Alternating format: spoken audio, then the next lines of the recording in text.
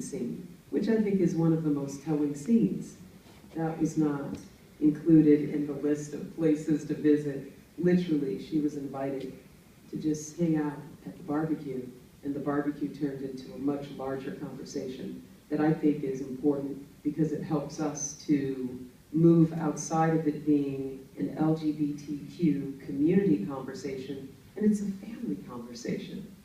You know, when you get together with your family and you start to revisit some of the messages that you had as a child, and now as an adult, you're starting to question those things. That happens around the kitchen table, the dining table. That happens at family reunions. So we're blessed to have that access. So, hello, dear. Hi, I can, but you can't see me, huh? Oh my gosh, can you see us? I can. Okay, great. Awesome. Don't we look awesome? Everyone wave, please. Hi. I don't know why I can't be seen. I'm very confused. Give me one second. Yes. And I try to see. Hold on. Okay, no worries. So, okay. So, one of the things that is so wonderful about working with this tribe is that they're very down to earth. Last week, we were in LA because they were nominated for an NAACP Image Award, right? And they have the GLAAD Award coming up. The award ceremony will be in LA in a little bit. And the Black Film Reel Award. And if I could go on and on and on. The Human Rights Watch Commission just gave them an award, so they'll be in New York receiving that. This film has not been seen by groups that have offered anything other than love. And one of the things that we are going to do this summer is screen in Jackson, Mississippi. Yeah, we're taking this film to Jackson, Mississippi as part of Freedom Summer. And last year, the Jackson, Mississippi's first openly gay mayoral candidate who was slated to win was killed. And yesterday, Mayor Lumumba transitioned, the mayor of Jackson transitioned, and he was actually a large part of the pull for us because he wanted to open up this dialogue in Jackson, especially given the murder of an openly gay, mayoral candidate.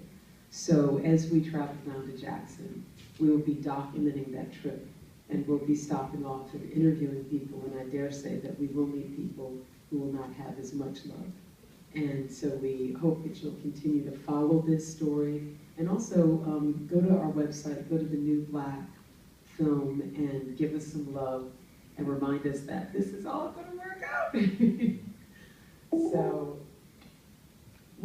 I don't think we can see you, but we can hear you. Yeah, I don't know why. Of course, the tests that we had twice before were perfect, right? It was absolutely perfect.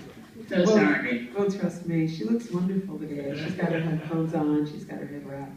So, may I start with the first question? Do you guys mind? Okay, and then that will give you a chance to start to formulate your own as well. And when I hand you the mic, would you mind sharing who you are? Okay.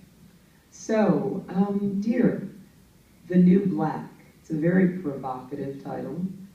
It conjures up so many images, everything from Fashion Week to some more serious discussions around the fad associated with the push toward gay marriage and conversations around the natural innate quality of queerness. So could you tell us why you chose The New Black? Sure, it's a question I get asked often, obviously. And the reason why I chose the title is because of its provocative nature. Some of you may be aware that a few years ago, I believe it was The Advocate, had on the cover, which is a gay magazine, LGBT magazine, had on its cover, is Gay the New Black. And that really pissed off a bunch of people. It seemed like it was this sort of, putting the gay rights movement in front of the civil rights movement, that the civil rights movement was over, and now the preeminent movement was gay rights. And, so that's where sort of the origin is. But what's interesting for me is that what the New Black came to represent for me was the new conversation that's been happening in our community around this issue since that advocate article came out, which was like in 2005, 2006. So the New Black represents to me the new conversation, and also the new activists, the young activists that you saw in the film, who are at the forefront of pushing this conversation in our own community. Okay, excellent. And while you're on the line, I have to tell you, you look really cute. That's a great icon, isn't it? And it's like speaking to us. You've got a halo around you. So weird. It is a little disconcerting, but it's okay. We're starting to get used to it now.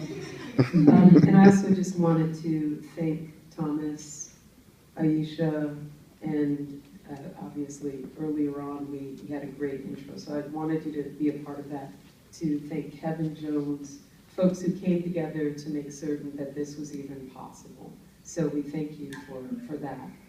And, and of course our tech, Ray, who has allowed us to be able to have the Q&A. Are there any questions? Yes. Yeah, I actually want to begin by thanking you and the filmmaker. We are really honored to have you here today and to be able to have a meaningful discussion about the topic in a really open forum. My name is Aisha Boa, and I'm sure you can see me waving at you, but I'm the chair of the African American Advisory Group here at NASA Ames, and I wanted to know if you could speak a little bit about maybe the most challenging experience you had during this process.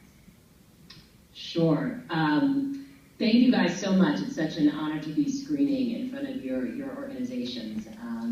And thank you to Monica, too, for allowing this to happen. So, there's sort of the basic filmmaker, like, what's the biggest challenge? Funding.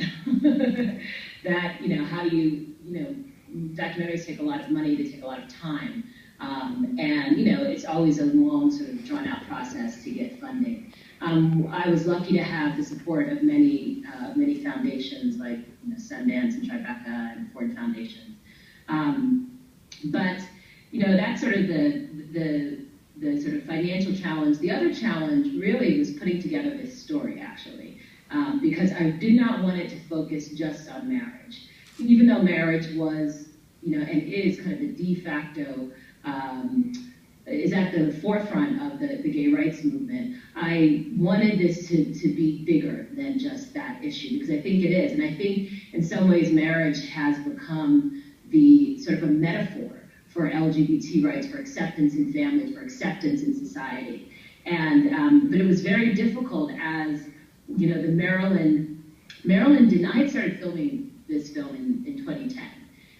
And this was way before Maryland was even, the Maryland ballot initiative was even a thought in anybody's eye. That started to come together in the spring of 2012. So I'd been shooting for 2 years. And then just structurally trying to understand how to incorporate the sort of the election of 2012 with these sort of larger issues around family, around church, around the community. Structurally, that was probably one of the biggest challenges I had. Hello, this is Melissa Curvin, and Yoruba, thank you so much for being with us here today. When I first saw the topic of this event, I was really sort of surprised because Ames can be a very traditional place. But I was really excited and encouraged.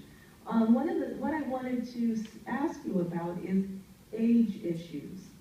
Many years ago, when Prop 8 was big around here and the campaign was going on, we had our No on 8 signs on my lawn, and my sons were, understood. And then one time, I remember, I was in a carpool and I was picking up their friend. He had this giant Yes on 8 sign on his lawn. And I'm surprised by the lack of tolerance of my sons towards their friend, who, as it turns out, is from a very traditional religion. So they had to learn from that, and it was a good opportunity for discussion. I sort of gave up on the thoughts of focusing on the older generation, like my mother's generation, because when she was raised, there were things that were allowed and things that weren't allowed. But, I found that over the years, even she has come around. She used to hate my church because my church, God has no gender in my church. And lots of people have 2 moms and 2 dads, but she's okay with it now.